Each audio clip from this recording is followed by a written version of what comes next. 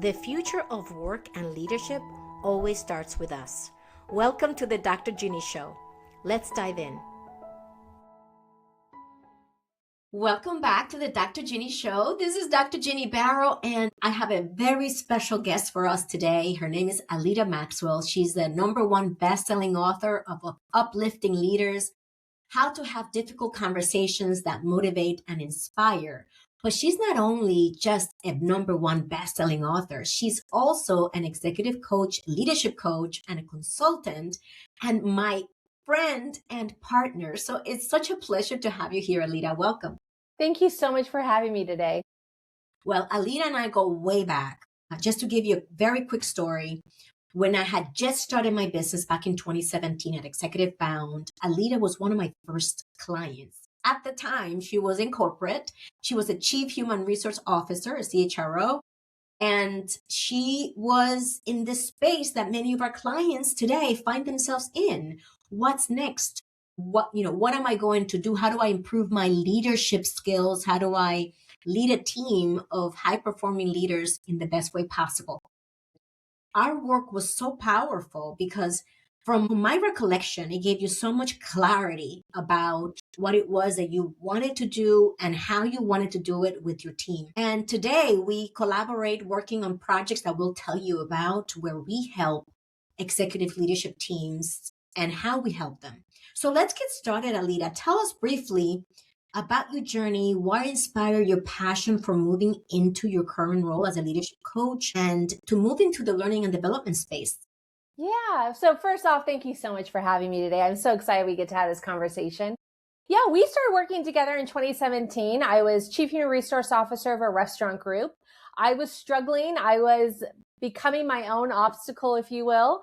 And we started working together, and you just were able to give me so much perspective and clarity as to what I was actually struggling with, the limiting beliefs that I was buying into. But it was a pivotal moment because I knew that we as an organization were going to reach our goal, and our end goal was the sale of the company. And so I knew that I needed to figure out what was next for me. Do I stay in this line of work?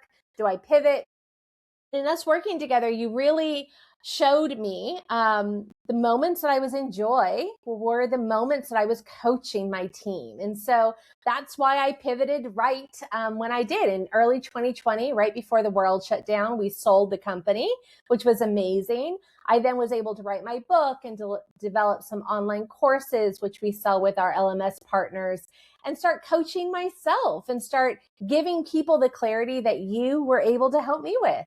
I know. It's so inspirational when we can actually see what we want to be, right? Like, oh, wait, if she did it, maybe I can do it too. Yes.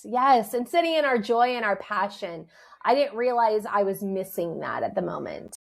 So right now in your business, what are your top priorities? What are you working on? I'm really excited because we just launched leadership masterminds for specific organizations that truly do want to develop out their leaders. There's so many organizations that understand their leadership development is probably the biggest cause and factor for success. But so many HR individuals are just stretched too thin. They have too much on their plate. So unfortunately, development becomes the thing that we want to do, but we just don't have time for right now. So I'm excited to take that off of the plate of the HR individuals. I'm doing leadership masterminds for specific companies, working with their entire leadership team on a monthly basis to do group coaching. And it's so much fun to see the impact overall on an organization when the leadership team becomes much more self-aware and it builds their emotional intelligence to be able to lead their group in really inspiring, motivating ways. What have you noticed has been, just from the clients that you have, those that say yes to that kind of work, to the ones who don't even know what that work is about? I find the difference is intention. The people that are mindful of building their support team for their needs today are the ones that are intentional with how they show up every day to work. When leaders understand that they're not going to get anywhere by themselves, that they need a support team, that is going to change as their environment or needs change. Those are the leaders that I find have most sustainable excellence, that can really lead their team over a long period of time to hit their goals. Because again, they understand that it's not just about them. It's about making sure they show up as their healthiest for their team, and their support team really allows them to do so. And speaking of which, this will be a great opportunity for us to dive a little deeper into what that work actually looks like. But before I do ask you to go deeper into that, what is one misconception people have about our industry or working with an executive coach? Well, a lot of people say to me, oh, so it's like therapy, like you're just in your feelings a lot. And I like to tell people, sure, we're going to touch on feelings for sure. Making sure that we are fully seen individuals is really important, and the self-awareness is important. But I'm a very action-oriented individual. I like to make sure that there are action steps that we agree upon, and that I can hold you accountable in a very gentle, uplifting way. But there's work to do. There's actual action work to do. So it's not about just living your feelings and having a lot of woo-woo. It's about action steps that we can take. It's about a healthy accountability, and it's about focus, intentionality as to how we're going to show up each and every day. So it's not a talk session. It's a strategizing. It's noticing limiting beliefs. It's noticing ways in which we're thinking that could be holding us back. It's perhaps also noticing how we're perceiving our team and how our perception of them could be holding them back, because how we show up for them, it's impacted by our perception of them. So let's go into this work that you and I have been doing, which we find, I know I definitely do, and from our conversations, we find to be extremely valuable for executive leadership teams. So let me set the scene. One of our latest clients that we were able to support together was a newly formed leadership team. Half the team was brand new within 6 months of when we hosted our sessions. And the goal and objective was for the team to get to know each other, to build a lot of trust and psychological safety so that they could collaborate, so they can drive results, so they can make decisions faster, and do it from a place of not just plowing through the decisions and getting there by brute force, but rather in a collaborative way. What an amazing concept.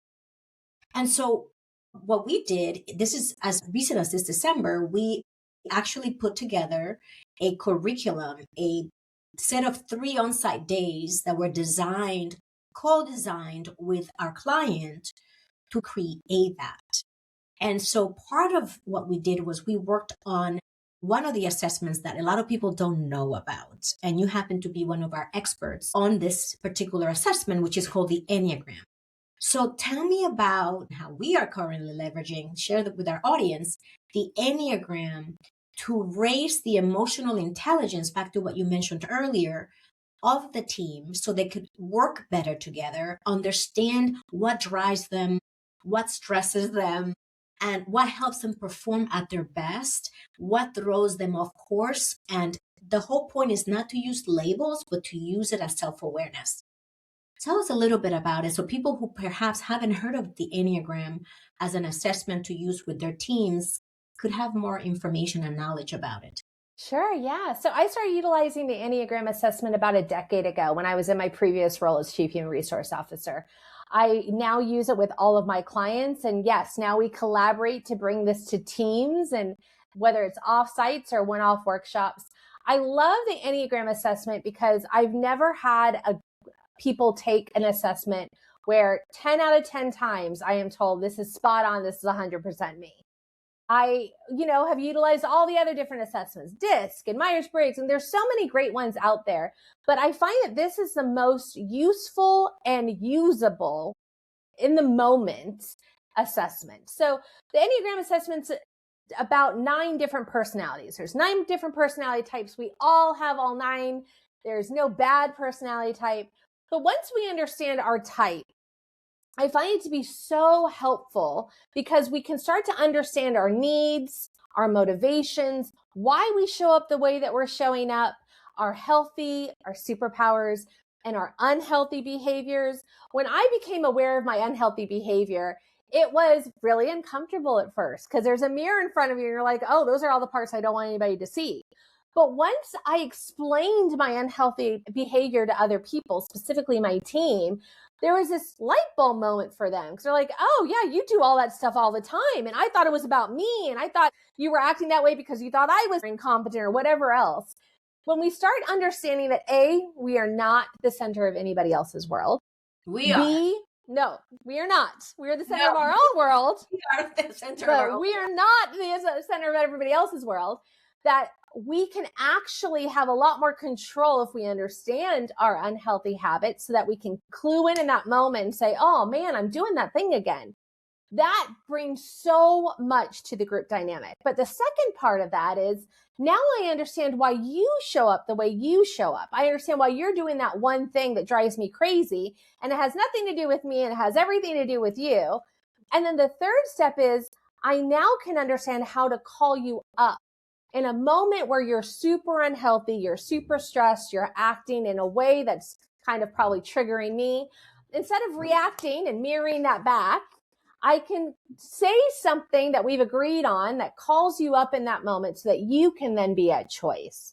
So overall, Enneagram, I find, increases self-awareness, increases emotional intelligence for a team, and allows us some code words that we can fast track that moment without those big sit downs every single time somebody does something that sets us on edge. Yeah. So it's very practical. And that's what we hear from our clients. It's so practical. And compared to the other assessments that you mentioned, including Hogan and others, Clifton Strengths, that it is so practical that it's all about behavior. So it's about, how can I show up in my healthiest self, understanding my unhealthy patterns, and also understanding my colleagues, my teammates, so that I'm not taking things personally, which we tend to take a lot personally and make assumptions. We make a lot of assumptions. So what we have seen in terms of the results, what would you say are the biggest visible results of the teams from your experience? So the first is, again, that self-awareness. So getting people to become more aware in the moment when they're unhealthy. I can use myself as an example. I'm an Enneagram type 1. I'm all about self-control, black and white. I can get very, very tunnel vision the way I want things done. There's a right way and a wrong way when I'm unhealthy. And when I allow my partners in this space, my colleagues, whoever that may be, to understand this, I can catch myself when I'm unhealthy and be at choice as to how I want to act. Do I want to continue to be unhealthy? Most of the time that's a no. I can quickly then move myself into the healthy part of things. So again, emotional intelligence for self is first. But then there's a team. So one of the first things I saw when I practiced Enneagram with my old corporate team was, I had two individuals that were just in constant conflict, just could not get on the same page for anything. And we run into this a lot when it comes to this work that we do. Yes. And what I find is because again, they think everything that's happening is because of the way the other person sees them, or some assumptions that come into play. But once they start understanding themselves and each other, there's so much grace that gets brought into this space. So when somebody's acting unhealthy, we know that about them. We know that that's part of their personality type. Instead of starting a confrontation, let's duke it out. Let's go at it. We come, I find, in so many of my clients that I worked with in this space, find just a ton more grace and empathy there. Instead of being attacked, we see it as, oh, they're unhealthy. How can I help them in this moment? So instead of leaning back and wanting to get away from them because they frustrate us, I see my clients tend to lean forward. Lean in. Yes. Yeah. How can I be there and support you so that you can be more healthy right now? And we can get stuff done. Ultimately. Yeah, we can get to the end goal because we're no longer each other's obstacle to whatever that goal is. Yes. I really appreciate the depth and breadth of insight that the assessment provides us to lead ourselves, which is what I always talk about, self-leadership, to then be able to lead, engage, and influence our team in a healthy way. So let's keep going, because we'll talk more about this as we discuss you and what you're up to and what you're doing. What is your biggest challenge right now in today's changing business environment?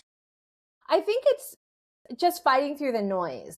Now, there's just so much noise out there. There's so many people in our space that maybe don't have the experience, the certification, or have done the work to be able to show up and really support clients the way that we do. There's so much going on out there, and people are inundated with information in so many different ways. I think people are a little less trusting right now, which is valid, and I totally get that. But that's kind of what I'm fighting the most right now, is just how do we cut through the noise and make sure that we're able to get out there how we can support people the best. One of the patterns that I'm finding, and you may also notice this, is that there's many of us who were in corporate for many years who decided, you know what, I'm going to be a coach because I used to work in corporate. And they leave corporate and they hang up a shingle. Now, what I would say to teams that are looking for executive coaches and leadership coaches is that a coach requires training. We need to learn how to approach a client in a way that I consider to be responsible. So both Aleta and I happen to have gone through the same ICF accredited leadership coaching training. And as a result, when we are addressing a client, we are using all the ethics, all the frameworks, all the pathways that we've been taught to help you and to help our clients get from point A to point Z in the healthiest way, with a structured approach, with a thoughtfulness about it versus just having conversations and telling you what to do. And I believe that is huge right now because it is diluting the coaching industry. And the more that people continue to think that because they worked in corporate, they can now become coaches, I would ask our audience to always ask, so how did you become a coach? What is your training? Because just like I would not put myself on a gurney to be operated on by a doctor who only watched doctors do the job, I would not want to have somebody coach me at that level because they think they can coach me because they've been talking to people and giving advice their entire career. So it's something to be careful about and to be conscientious of as you are engaging with different coaches. And what about leadership competencies? Based on what you're noticing in the workplace and your clients, what are the top leadership competencies right now that you think we need the most?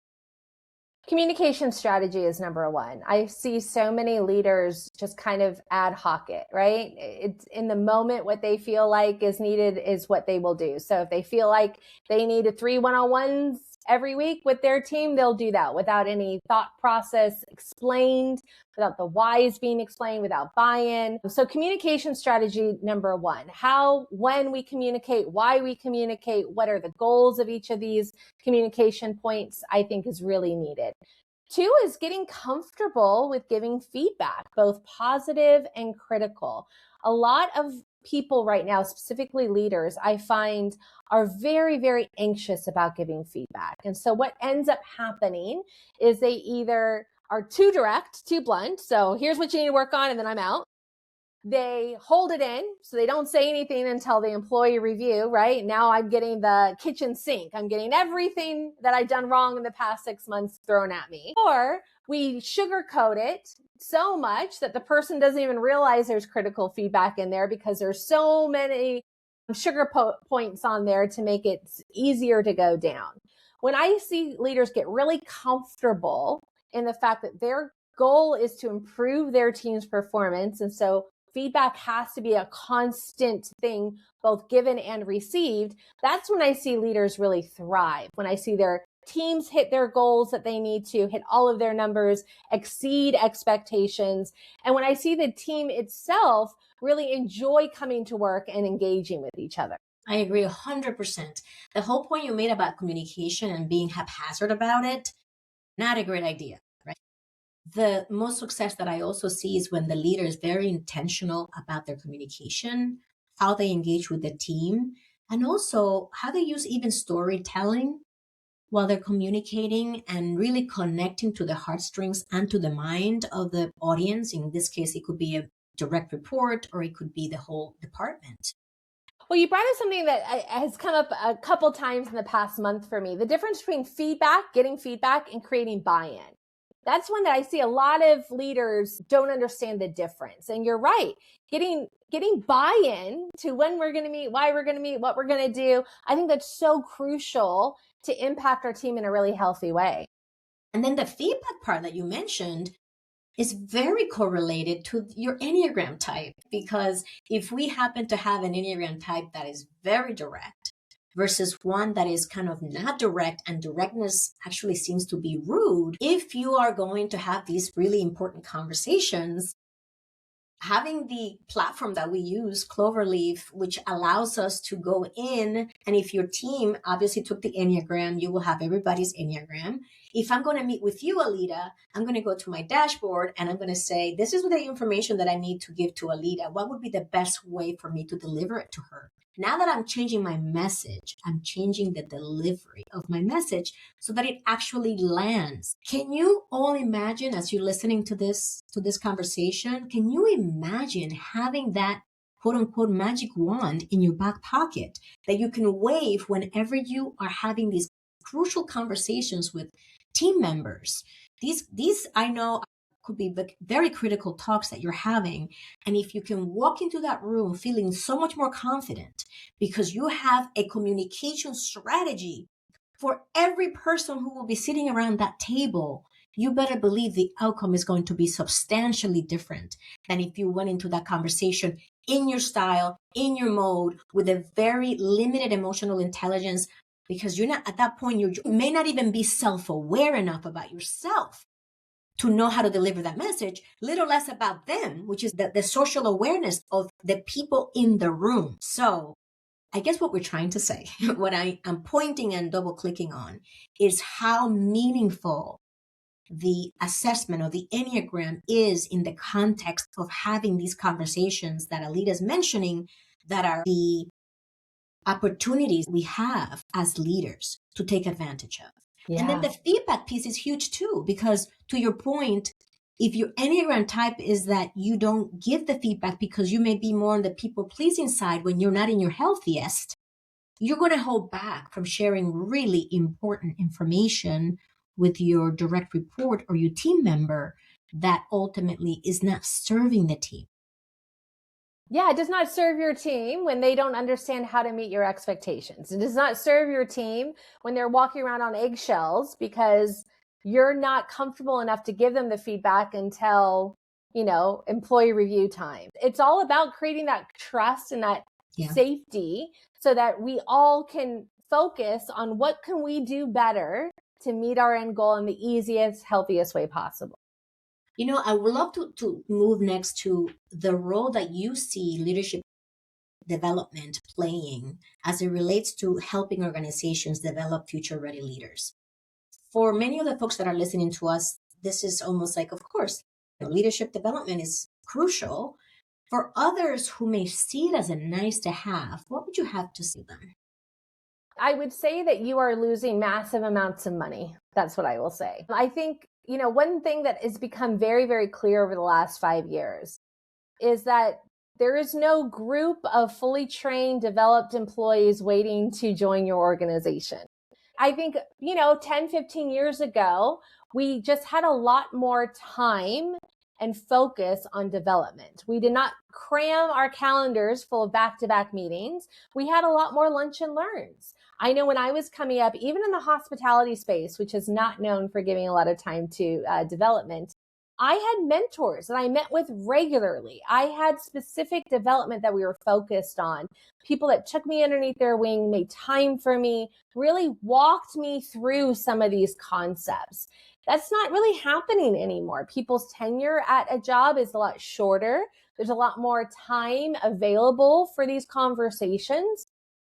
So if you're not developing your team actively, you are losing money. It's not just about them quitting and, costs for turnover and rehiring and retraining that we all know about. It's also about the disengagement. And I think the quiet quitting was a phrase a couple years ago that I think is still very prominent. Just because an employee hasn't quit doesn't mean that they are showing up and giving their best every single day. They can very easily show up and give you 70%. And as a leader, it's our job to make sure that we know how to get the best out of them, how to motivate and inspire them, make them feel safe and heard and appreciated. So they do want to give their best on a daily basis. So if you're not actively developing your leaders, I guarantee you are losing money every moment.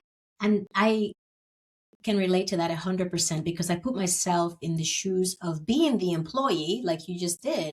And I remember that throughout my entire career, I was very lucky that I had, for the most part, with the exception of a couple, really excellent leaders. And I always had development, always, whether it was technical in my space or whether it was leadership. And the leadership development was more around mentorship because I didn't attend leadership development per se, but I had mentors who guided me and helped me navigate the environment.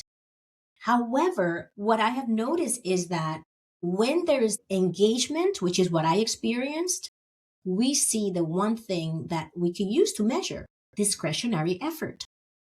People go above and beyond. That's when you know your folks are engaged. The engagement will pay you in dividends when your employees feel their careers are growing, that they're personally developing. And we understand as coaches that not everybody has the same appetite for growth. It's a spectrum. Some people are low on growth, some people are high on growth. I'm going to raise my hand on that one, really high on growth.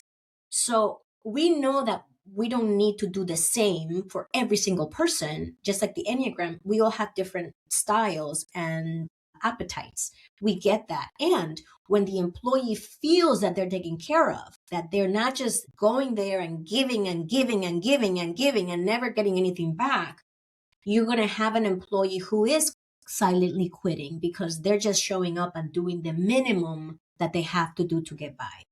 And so a lot of money is being left on the table when we don't develop our people. But we're preaching to the choir, right? Because that is what we do. So let's go into our lightning round, Aleta. What would you tell your younger self as you started out in your leadership journey? That my career will not be linear. Wow. That's throughout huge. the time, I had so many twists and turns. It didn't make sense in the moment. I was so freaked out about what is this going to add up to. And now I look back and I'm so thankful for every twist and turn. And every single one allowed me to learn skills that I needed for this moment. Amazing. I feel the same way. Thank goodness we had this background. What about if you had no limitations, you had no worries about budget or resources or time, what would you take on? What project would you take on? Well, I would love to do retreats. I would so love to be in the Caribbean with a group of high-performing women, getting into the nitty-gritties of Enneagram and personality and communication strategy and all of that. That would just be a dream for me. Well, I think that dream could be possible and we can make that dream come true. Let's go. And what is the best piece of advice that you've received? It is what it is. What does that mean to you? Well, I had a former mentor say this to me all the time. It would drive me crazy because my personality type is I see what's possible and I'm shooting for that. And if we're not getting to our possibilities, we're failing. And so he just kept saying it is what it is. And it really comes down to happiness is accepting what is and making the best of it. And instead of consistently driving and being upset that it's not reaching its potential, finding the happiness in what is. There is so much wisdom in that because we're always looking for something else to give us what we want, what we think will make us happy. And whenever I read stories and memoirs and listen to different podcasts, the same message comes back, which is, it is the simple things in life that you remember most. I was listening to Ocean, who's the author of Emperor of Gladness, which I just bought and I can't wait to dig in. He's a professor at NYU and he was interviewed by Mel Robbins. And when his mom was sick and going down memory lane, she brought up one of her happiest times, which was when they went to McDonald's, got chicken nuggets and ate them in the parking lot.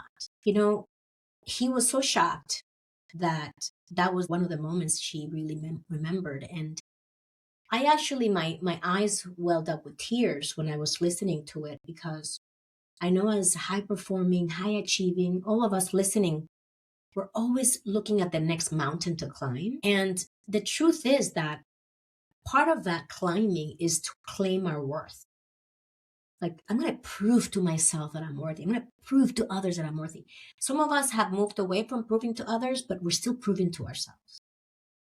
And at the end of the day, if we were to believe that we are worthy, period, as we are, then we would just show up to serve and to contribute and to enjoy life. And not so much about jockeying and posturing and showing people what I'm capable of. And climbing of the mountain, if you've noticed, how many mountains have you climbed in your lifetime? So many.